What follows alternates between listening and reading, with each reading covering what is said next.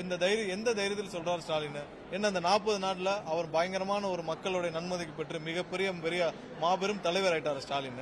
5 வருஷம் முதல்வராக இருந்து உங்களால உங்களுடைய தொகுதியிலே ஜெயிக்க முடியல.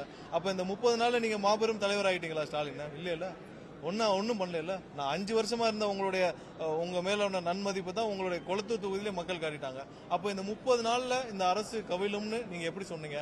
எந்த தைரியத்தை சொன்னீங்க? பர்ச்சேஸ் பண்ற கெபாசிட்டி வச்சு தானே சொன்னீங்க. நீங்க எங்களுடைய எம்எல்ஏக்களே நாங்க 40 கோடி 50 கோடி கொடுத்து பர்ச்சேஸ் பண்ணும் தைரியத்தில் தானே சொன்னீங்க. அப்புறம் என்ன தைரியத்தை சொன்னாரு? ஸ்டாலினுக்குன்னு ஒரு ஆளுமை இந்த 30 நாள்ல புதுசா வந்துருச்சா? இல்ல மாபெரும் தலைவர் ஆயிட்டாரா? அவர் சொன்னதற்கான அர்த்தம் நாங்கள் பர்ச்சேஸ் பண்ண போறோம், நாங்கள் 40 கோடி 50 கோடிக்கு பேரம் பேசிட்டு இருக்கோன்றத மனதில் வைத்து அந்த தைரியத்தில் மட்டும்தான் ஸ்டாலின் சொன்னார். அது கண்டிப்பா நடைபெறாது. எங்கள் எம்எல்ஏ யாரையும் கிட்ட கூட நெருங்க முடியாது.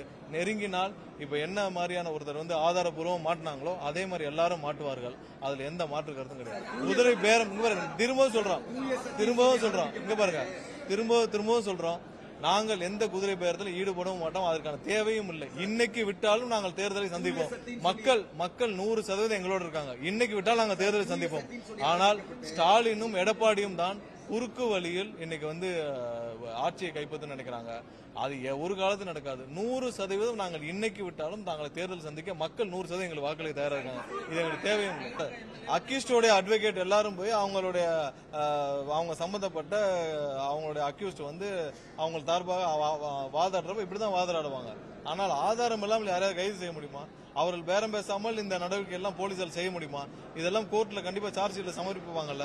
ஆதாரம் இல்லாமல் யாரையும் கைது செய்ய முடியாது. அக்யூஸ்ட் சார்பாக கைது செய்யப்பட்ட நபர்கள் சார்பாக ஆஜராகிற வழக்கறிஞர்கள் அவர்கள் சார்பாக வாதாடம் தான் செய்வார்கள். அதற்கு உள்ள கோர்ட்ல என்ன எடுத்துக்கலான்னு இருக்குல்ல, இதெல்லாம் கேட்டுதானே நீதிபதி அவர் ரிமாண்டுக்கு பண்ணாங்க. எல்லாம் கேட்டுதான் ரிமாண்ட் பண்ணாங்க. இப்ப எதுக்கு போய் ஒரு சில பேர்லாம் அதுல சம்பந்தம் இல்லாம ஒரு சில பேர் ஆன்டிசிபேட்டரி பெயில் போய் நிக்கிறாங்க. ஏவி போட்டு நிக்கிறாங்கல்ல, எதுக்கு ஆன்டிசிபேட்டரி பெயில் போறாங்க? உங்களுக்கு சம்பந்தம் இல்லைன்னா எதுக்கு ஆன்டிசிபேட்டரி பெயில் போறீங்க? ஆதாரம் இல்லைன்னா எதுக்கு ஆன்டிசிபேட்டரி பெயில் போறீங்க? உங்க மேல குற்றம் இல்லைன்னா எதுக்கு போறீங்க? எந்த இதுவும் அரசு நியாயமாக நேர்மையா நடந்துட்டு வருது.